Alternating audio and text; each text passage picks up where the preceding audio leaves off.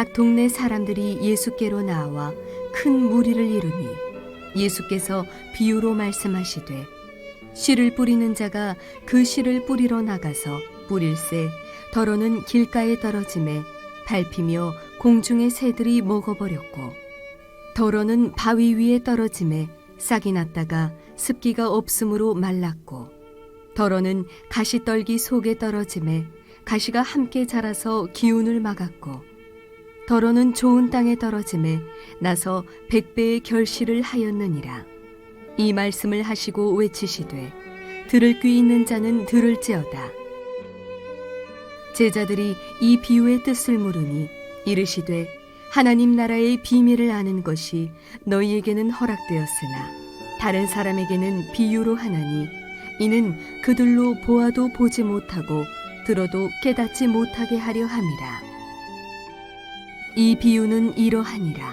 씨는 하나님의 말씀이요 길가에 있다는 것은 말씀을 들은 자니 이에 마귀가 가서 그들이 믿어 구원을 얻지 못하게 하려고 말씀을 그 마음에서 빼앗는 것이요 바위 위에 있다는 것은 말씀을 들을 때에 기쁨으로 받으나 뿌리가 없어 잠깐 믿다가 시련을 당할 때에 배반하는 자요 가시떨기에 떨어졌다는 것은 말씀을 들은 자이나 지내는 중 이 생의 염려와 재물과 향락의 기운이 막혀 온전히 결실하지 못하는 자요 좋은 땅에 있다는 것은 착하고 좋은 마음으로 말씀을 듣고 지키어 인내로 결실하는 자니라. 누구든지 등불을 켜서 그릇으로 덮거나 평상 아래에 두지 아니하고 등경 위에 두나니 이는 들어가는 자들로 그 빛을 보게 하려 함이라. 숨은 것이 장차 드러나지 아니할 것이 없고 감추인 것이 장차 알려지고 나타나지 않을 것이 없느니라. 그러므로 너희가 어떻게 들을까 스스로 삼가라. 누구든지 있는 자는 받겠고 없는 자는 그 있는 줄로 아는 것까지도 빼앗기리라 하시니라. 예수의 어머니와 그 동생들이 왔으나 무리로 인하여 가까이 하지 못하니 어떤 이가 알리되 당신의 어머니와 동생들이 당신을 보려고 밖에 서 있나이다. 예수께서 대답하여 이르시되 내 어머니와 내 동생들은 곧 하나님의 말씀을 듣고 행하는 이 사람들이라 하시니라. 사랑과 은혜가 풍성하신 하나님 참 감사합니다. 거룩한 주의 백성들 오늘도 주 앞에 예배자로 나아갑니다. 아버지 각 가정들마다 예배드리는 우리 성도님들 한 분 한 분마다 주님께서 일일이 찾아가 주셔서 그 마음은 활짝 열어주시고 듣는 귀를 허락해 주셔서 말씀을 듣고 듣기만 할 뿐 아니라 순종할 수 있는 마음도 허락하여 주옵소서. 감사하며 우리 주 예수님의 이름으로 간절히 기도하옵나이다. 아멘. 자, 누가복음 26번째 시간입니다. 이 시간에는 가족이 필요한가요? 라는 제목으로 하나님의 말씀의 은혜 함께 나누겠습니다. 오늘 본문은 예수님이 가르쳐 주신 그 수많은 비유 중에서도 5손가락 안에 들만한 유명한 비유의 말씀이 아닐까 합니다. 바로 씨 뿌리는 자의 비유입니다. 신앙생활 좀 오래 하신 분들이라면 이 씨 뿌리는 자의 비유에 대한 설교를 적어도 수십 번은 들어보셨을 것입니다. 저는 초등학교 시절에 그 여름 성경 학교에서 배웠는데요. 그때 즐겨 부르던 찬양이 한 곡 기억이 납니다. 복음을 심었습니다. 복음이 싹이 났네요. 복음이 자랐습니다. 30배 맺었습니다. 2절은 뭔지 아세요? 사랑을 심었습니다. 60배 맺었습니다. 또 3절은 믿음을 심었습니다. 100배 맺었습니다.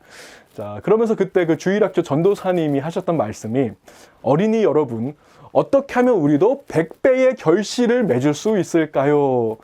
저는 그 말씀을 들으면서 정말로 100배의 결실을 맺고 싶었어요. 그래서 열심히 기도했습니다. 가시 덤불과 돌짝으로 뒤덮여 있는 우리의 마음을 변화시켜 주시고 우리의 심령이 좋은 땅이 되게 해 주옵소서. 자, 이렇게 기도를 따라 했었던 제 어린 시절 여름 성경학교 때가 생각이 나는데요. 자, 오늘 저는 이 유명한 본문을 가지고 조금은 다른 관점에서 접근해 보려고 합니다. 자, 예수님이 이 말씀을 하실 때 어떠한 컨텍스트에서 어떠한 상황에서 이 비유의 말씀을 하셨는지 본문 앞뒤에 있는 문맥을 좀 짚어보고 이 비유가 말하고 있는 가장 핵심적인 내용이 무엇인지를 살펴보겠습니다. 자, 먼저 본문의 내용을 간략하게 설명을 드리자면요. 한 농부가 있는데 이 농부가 씨를 뿌리는데요. 넓은 지역에, 넓은 땅에 광범위하게 씨를 뿌렸습니다. 뭐 엄청나게 많은 씨를 뿌렸다는 거예요. 그러다 보니까 어떤 씨는 길가에 떨어졌습니다. 새들이 와서 다 먹어버렸습니다. 또 그런가 하면 어떤 씨는 바위가 많은 땅, 돌밭에 떨어진 씨도 있었어요. 바위 위로 이 흙이 조금 덮여 있으니까 싹이 나기는 났지만 뿌리를 깊이 내릴 수가 없잖아요. 그래서 금방 말라 죽어버렸습니다. 또 어떤 씨는 보니까 가시떨기 한가운데 떨어진 거예요. 싹이 나기는 했지만 그 가시나무가 영양분을 다 빨아먹어가지고 싹이 더 이상 자랄 수가 없는 것이었습니다. 자, 마지막으로 어떤 씨는 좋은 땅에 떨어졌습니다. 무럭무럭 잘 자라서 100배의 결실을 맺었다는 것이 이 비유의 전체적인 내용이죠. 자, 본문 9절 말씀 보시면요. 이 비유의 뜻을 우리에게 설명해 주옵소서. 이 제자들이 주님께 요청하는 그런 대목이 있습니다. 제자들이 이 비유의 뜻을 물으니, 자, 여기에서 한 가지 우리가 짚고 넘어가야 하는 것은 모르면 물어봐야 한다는 것입니다. 여러분 설교를 듣다가 아니면 뭐 성경 공부하다가 커피 브레이크 하다가 이해가 되지 않는 말씀이 있습니까? 그냥 넘어가지 말고 대충 넘기지 말고 물어봐야 된다는 거예요. 주님 저에게 가르쳐 주옵소서. 이 말씀의 뜻이 뭔지 가르쳐 주옵소서. 주님 내가 알기 원합니다. 자, 여러분이 가지고 있는 말씀에 대한 지식에 그 어떤 결함이나 잘못이 없도록 끊임없이 질문하고 물어봐야 한다는 것입니다. 자, 예수님이 십자가에 달리시기 바로 전날에 주님은 제자들을 불러 모으시고 이런 말씀을 하셨습니다. 이제 조금 있으면 내가 너희를 떠나가게 될 것이다. 내가 너희를 위해서 저 천국에 처소를 예비하러 갈 것이다. 내가 가는 이 길은 너희가 이미 알고 있는 바로 그 길이다. 이렇게 말씀하신다고요. 자, 이때 제자들 중에 한 사람 도마가 주님께 물어봅니다. 자, 도마가 이르되 주여 주께서 어디로 가시는지 우리가 알지 못하거늘 그 길을 어찌 알겠사옵나이까. 자, 여러분 보세요. 도마가 왜 이런 질문을 했을까요? 의심 많은 도마라서 의심 많아서 물어본 거라고 생각하는 분들이 있을지 모르는데 사실 그게 아닙니다. 도마는 의심이 많은 게 아니라 너무너무 알고 싶어서 질문한 거예요. 아니 예수님이 우리를 떠나신다는데 도대체 어디로 가신다는 소린가? 그 길을 우리가 이미 다 안다고 하셨는데 아무리 생각해도 모르겠는 거예요. 도대체 그 길이 뭘까? 도마는 명확하게 알기를 원했습니다. 사실 그 자리에는 도마만 있었던 것이 아니었죠. 다른 제자들 다 있었어요. 다른 제자들은 가만히 있었습니다. 왜 안 물어봤을까요? 왜 질문하지 않았을까요? 정답을 알아서가 아닙니다. 그들은 그냥 아는 척 한 거예요. 고개 이렇게 끄덕이면서 뭐 그런가 보다. 이해한 척, 믿는 척, 아는 척 했을 뿐이라는 것입니다. 자, 도마는 그게 안 되는 사람이에요. 모르는 것을 아는 척하는 게 안 되는 사람이 있습니다. 그래서 물어볼 수밖에 없었던 것이죠. 주님, 그 길이 도대체 무슨 길입니까? 알려주옵소서. 내가 알기 원합니다. 자, 바로 이 질문에, 도마의 그 정직한 질문에 주님이 어떤 대답을 하시는지 요한복음 14장 5절과 6절을 보십시오. 도마가 이르되 주여 주께서 어디로 가시는지 우리가 알지 못하거늘 그 길을 어찌 알겠사옵나이까. 예수께서 이르시되 내가 곧 길이요 진리요 생명이니 나로 말미암지 않고는 아버지께로 올 자가 없느니라. 아멘. 자, 이 위대한 복음의 말씀은 도마의 질문이 있었기 때문에 그 질문에 대한 답으로 주어진 것이었습니다. 생명으로 가는 그 길이 도대체 어디냐? 하늘 처소로 가는 그 길이 도대체 어디냐? 대충 알면 되겠습니까? 천국에 관한 것이고 생명에 관한 것인데 대충 알면 되겠냐고요. 물어보고 질문하고 그래서 진리를 확실하게 알아야 될 거 아닙니까? 주님 저에게 가르쳐 주옵소서. 이 말씀의 뜻이 뭔지를 가르쳐 주옵소서. 제가 알기 원합니다. 자, 도마는 모르는 것을 부끄러워하지 않았고 질문하는 것을 두려워하지 않았던 것입니다. 사도행전 17장 11절에 보시면 베레아에 있는 사람들은 간절한 마음으로 말씀을 받고 이것이 그러한가 하여 날마다 성경을 상고했다고 했습니다. 자, 베레아 사람들은 말씀을 받을 때 간절한 마음으로 받았어요. 이 말씀이 정말인가? 정말로 그러한가? 공부하고 연구하고 찾아보고 확인했습니다. 주 안에서 사랑하는 우리 성도 여러분, 질문의 사람이 되십시오. 도마처럼 모르면 질문하세요. 베레아 사람들처럼 연구하고 확인하십시오. 그냥 무조건 믿으면 안 됩니다. 자, 그것은 블라인드 페이드, 눈먼 믿음이라고, 눈 가리고 믿는 것이라고 하는 것입니다. 뭐 그러다가 또 잘못되면 이단에까지 빠지게 되는 것이죠. 여러분, 모르면 반드시 물어보고 확인하십시오. 주님, 저에게 가르쳐 주옵소서, 이 말씀의 뜻이 뭔지 가르쳐 주옵소서, 알기 원합니다. 자, 도마처럼 베레아 사람들처럼 질문을 통해서 확신에 이르는 저와 여러분들이 다 되시기를 우리 주님의 이름으로 축복을 드립니다. 여러분, 만약에 저에게 질문하신다면 제가 모르는 것이더라도 제가 한 주 정도 열심히 찾아보고 연구하고 공부해서 여러분들께 그 다음 주까지는 꼭 알려드리도록 하겠습니다. 자, 본문 11절부터 보시면 이 비유에 대한 우리 주님의 해석이 나오고 있습니다. 이 비유는 이러하니라. 씨는 하나님의 말씀이요. 명확하지요. 씨는 하나님의 말씀이요. 자, 하나님의 말씀은 씨앗과 같습니다. 여러분, 뿌려지지 않은 씨는 아무 소용이 없습니다. 우리의 사명은 복음의 씨앗을 잘 간수하고 보관하는 것이 아니라 잘 뿌리는 것입니다. 또 씨를 뿌릴 때 그냥 뿌리는 것이 아니라 광범위하게 편만하게 뿌리라고 했습니다. 자, 본문을 자세히 보시면요, 복음의 씨앗을 어떤 땅에다가 뿌리라고 했습니까? 좋은 땅에 뿌리라고 했나요? 아닙니다. 모든 땅에 다 뿌려라. 자, 하나님은 좋은 땅에만 씨를 뿌리라고 하신 적이 없습니다. 편만하게, 광범위하게 뿌리십시오. 성경에 보시면 땅은 이제 자주 사람의 마음으로 비유가 되는 장면이 참 많습니다. 뭐, 이 산지를 내게 주소서. 그 땅만 달라는 게 아니죠. 그 땅에 속한 사람들의 마음을 나에게 달라는 것이 아닙니까? 복음의 씨앗은 많은 사람들의 마음에 광범위하게 뿌려져야 하는 것입니다. 사실 우리가 뿌리는 복음의 씨앗은요, 다 열매를 맺지 못합니다. 그 중에서 일부만 열매를 맺게 되어 있고 대부분은 열매를 맺지 못한다고요. 제가 설교 준비를 아무리 열심히 해서 말씀을 전해도요, 제 설교를 듣는 모든 분들이 다 은혜 받는 게 아니더라고요. 뭐 커피 브레이크 성경 공부를 해도 어떤 분들은 전혀 은혜를 받지 못할 수가 있어요. 하나님의 말씀이 뿌려지는 곳에는 사탄의 방해가 늘 있습니다. 길가에 떨어진 씨앗과 같습니다. 새들이 와서 먹어버린다고 했는데 그 12절에 보니까 사탄이 새처럼 날아와서 말씀을 가로채는 일이 있다는 것입니다. 길가에 있다는 것은 말씀을 들은 자니 이에 마귀가 가서 그들을 믿어 구원을 얻지 못하게 하려고 말씀을 그 마음에서 빼앗는 것이요. 말씀의 역사가 있는 곳에는 사탄의 역사도 있습니다. 자, 팔레스타인 중동 지방은 광야지대입니다. 그러니까 한마디로 토양이 별로 안 좋아요. 좋은 땅을 찾기가 매우 힘든 곳이라는 거예요. 자, 한 농부가 있어요. 큰 돈 주고 한 1에이커 정도 되는 논밭을 샀습니다. 자, 농사를 지으려고 하는데 이제 보니까 땅 속에 막 돌멩이도 막 섞여 있고 바위 투성이에 가시덤불도 많습니다. 자, 그래서 파종할 때 어떻게 하냐면요, 일단 씨를 다 뿌립니다. 그 1에이커 땅에 다 뿌린다고요.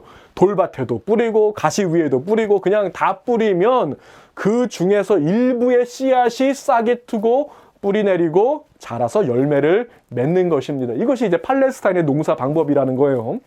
말씀의 씨앗은 바위 위에도 뿌려지고 가시덤불 사이에도 뿌려지는 것입니다. 자, 13절에서 예수님의 설명을 들어보세요.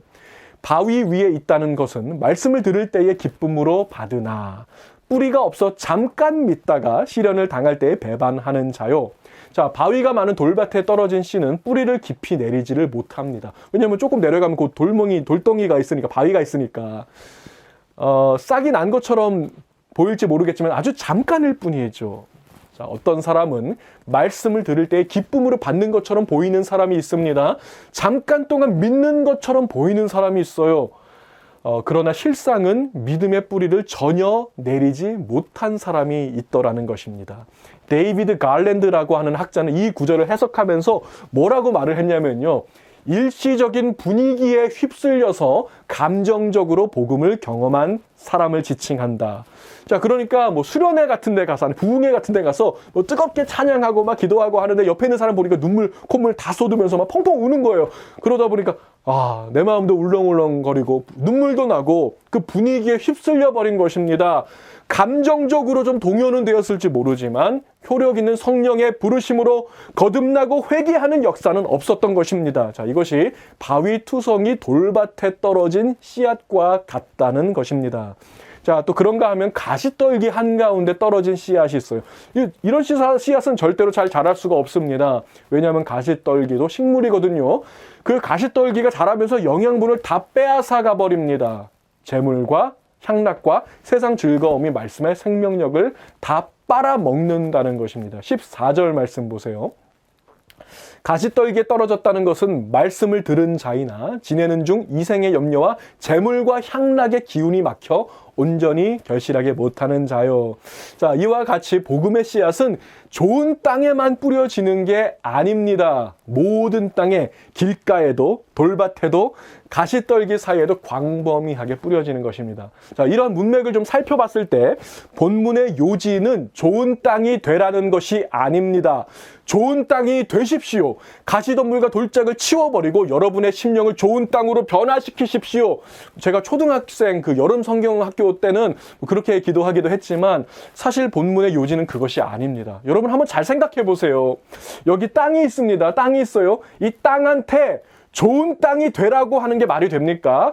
이 안 좋은 땅이 스스로 좋은 땅으로 자기 스스로 변화될 수가 있냐는 거예요. 여러분 그런 일은 없습니다. 만약에 그렇다면 본문의 제목을 좀 바꿔야죠. 씨 뿌리는 자의 비유라고 하면 안 돼요. 좋은 땅의 비유 아니면 뭐 4가지 땅의 비유라고 제목을 완전히 바꿔야 할 것입니다. 본문의 요지는 땅의 종류에 있지 않고 씨 뿌리는 자에게 있습니다. 자, 우리의 사명은 복음의 씨앗을 잘 간수하고 보관하는 것이 아니라 잘 뿌리는 데 있다는 거예요. 편만하게 광범위하게 복음을 증거하는 제가 되고 여러분들이 다 되시기를 주님의 이름으로 축복합니다. 자, 이제 본문의 마지막 결론 부분을 살펴보겠습니다. 자, 어찌 보면 조금은 우리 생각에 이해가 잘 되지 않는 장면으로 갑자기 장면이 바뀌고 연결되고 있거든요. 예수님, 밖에 보세요. 밖에 당신의 어머니와 동생들이 찾아왔습니다. 좀 나가보시죠. 누군가가 이렇게 주님께 얘기했을 때 우리 예수님의 말씀을 들어보세요. 예수께서 대답하여 이르시되 내 어머니와 내 동생들은 곧 하나님의 말씀을 듣고 행하는 이 사람들이라 하시니라. 자, 이 사람들을 봐라. 여기 있는 이 사람들이 내 어머니요, 내 형제, 내 자매들이다. 주님의 말씀입니다. 여기에서 말씀하고 계시는 이 사람들은 과연 누구입니까? 오늘 본문 바로 앞에 나오는 사람들을 지칭하는 것입니다. 누구입니까? 7 귀신이 나간 여인 막달라 마리아, 아들의 병고침을 받은 여인 요한나, 남편 없는 과부 수산나, 그리고 예수님을 따르고 있는 수많은 여인들을 가리키는 것입니다. 바로 그들의 얼굴을 바라보시면서 이 사람들을 봐라. 바로 이 사람들이 내 어머니요, 내 동생들이다, 내 자매들이다. 자, 바로 이 말씀을 해주시려고 주님은 이 말씀을 꺼내시려고 씨 뿌리는 자의 비유를 사용하신 것입니다. 누가복음 7장에 나오는 죄 많은 여인 향유를 주님께 부은 그 여인으로부터 시작해서 막달라 마리아, 수산나, 그리고 또 이름 없이 빛도 없이 주님을 따르는 그 수많은 여인들은 가족이 없거든요. 그들 대부분은 과부나 고아와 같은 처지의 사람들이었습니다. 막달라 마리아는 가족들로부터 버림받은 여인이었다고요. 자, 그들에게 있어서 가장 큰 아픔은 돌아갈 가족이 없다는 거예요. 주님은 그들을 바라보시면서 내 동생들, 내 가족이라고 말씀하신 것입니다. 평생 듣지 못할 것이라고 나와는 상관없는 말이라고 여겼던 바로 그 말입니다. 세상에서 가장 따뜻한 말이지만 다시는 들을 수 없을 것 같았던 바로 그 말, 가족이라고 부르시는 주님의 따뜻한 음성을 들을 때 얼마나 많은 눈물이 쏟아졌을지, 하늘로부터 임하는 위로의 손길이 그들의 상한 마음을 어루만지고 있었을 것이며 그들의 눈물을 닦아주고 있었을 것입니다. 본문에는 동생들 말고도 내 어머니라고 불러주신 여인도 있습니다. 아마 요한나를 말하는 것으로 추측이 됩니다. 실제로 요한나는 어머니였지요. 아들이 있는 여인입니다. 아들의 병이 고침을 받고 그때부터 주님을 따르기 시작했습니다. 로마서 16장에 보시면 사도들의 존경을 받았다. 이 요한나가 사도들의 존경을 받았다고 한 것으로 보아서 나이가 좀 많은 여인이었을 것이라고 우리가 추측할 수가 있죠. 요한나는 남편의 허락을 받아서 아들의 생명을 살려주신 예수님을 따르고 있어요. 자, 그런데 얼마나 보고 싶었을까요? 가족의 품이, 남편의 얼굴이 아들의 얼굴이 그리웠던 그 요한나에게 내 어머니를 보라 말씀하시는 주님의 음성이 큰 위로가 되었을 것입니다. 주 안에서 사랑하는 우리 성도 여러분, 우리는 누구나 가족이 필요합니다. 실수하고 실패해도 언제든지 돌아갈 수 있는 가족의 품이 우리 다 필요합니다. 이 세상 사람 다 나를 몰라줘도 내 마음 알아주는 내 편이 필요한 거예요. 그게 가족 아닙니까? 오늘 여기 여러분의 가족이 되고 싶어 하는 분이 계십니다. 아무런 조건 없이 여러분을 받아주시고 맞아주시는 분이 계십니다. 여러분을 가족으로 부르시는 예수께 오십시오. 여러분의 과거를 묻지 않으시며 허물을 보지 않으시며 큰 오빠처럼 큰 형처럼 그 크신 마음으로 여러분의 추함도 가만히 사랑하시는 분, 그분의 사랑의 음성 앞에 오십시오. 말씀 앞으로 오십시오. 그분의 말씀을 듣는 자, 행하는 자는 누구라도 누구든지 주님의 가족 될 수 있습니다. 7 귀신 들렸던 막달라 마리아도 주님의 가족이 될 수 있습니다. 과부도 고아도 국무부 장관 사모님 요한나도 주님의 가족이 될 수 있습니다. 영접하는 자, 곧 그 이름을 믿는 자들에게는 하나님의 자녀가 되는 권세를 주셨으니 오늘 주님을 여러분의 삶으로 초청하십시오. 영접하십시오. 주님을 따르는 진정한 제자, 하나님의 자녀 되어 가는 곳마다 복음의 씨앗을 뿌리며 100배의 결실을 맺는 자, 바로 제가 되고 여러분들 다 되시기를 우리 주님의 이름으로 축복을 드립니다. 기도하시겠습니다. 사랑과 은혜가 풍성하신 하나님 참 감사합니다. 하나님, 우리를 부르시는 주님의 음성이 얼마나 사랑스러운지요. 종이라고 부르지 아니하시고 남이라고 부르지 아니하시고 내 형제, 내 자매, 내 동생들, 가족이라고 부르시는 그 주님의 음성으로 오늘 우리들 각자에게, 우리 성도님들 한 분 한 분에게 말씀하여 주옵소서. 우리의 과거를 묻지 않으시며 허물을 보지 않으시며 오늘도 영원히 내 편이 되어주시는 주님의 음성 듣고 오늘도 잃어버렸던 주님을 향한 우리의 사랑이 회복되어지며 진정한 주님의 제자 되어 복음을 편만하게 뿌리기로 다시 한번 다짐하는 우리 모두가 되게 하여 주시옵소서. 아버지, 우리가 뿌리는 복음의 씨앗이 100배의 결실을 맺게 하여 주시옵소서. 복음의 씨앗을 감춰두고 보관하는 자가 아니라 뿌리는 자 되게 인도하여 주시옵소서. 지금은 우리의 큰 형님, 큰 오빠 되시는 우리 주 예수 그리스도의 은혜와 하나밖에 없는 독생자까지 아낌없이 내어주셔서 우리를 주의 자녀 삼아주신 하나님 아버지의 무한하신 사랑하심과 힘주시고 능력 주시고 우리 함께 하시는 성령 하나님의 그 교통하심이 오늘 주님의 가족이라는 것이 얼마나 큰 특권인지 권세인지를 다시 한번 깨닫고 이 자리를 일어서는 거룩한 주의 백성들 머리머리 위에와 자녀와 사업과 가정 위에 지금부터 영원까지 함께 하시기를 간절히 축원하옵나이다. 아멘.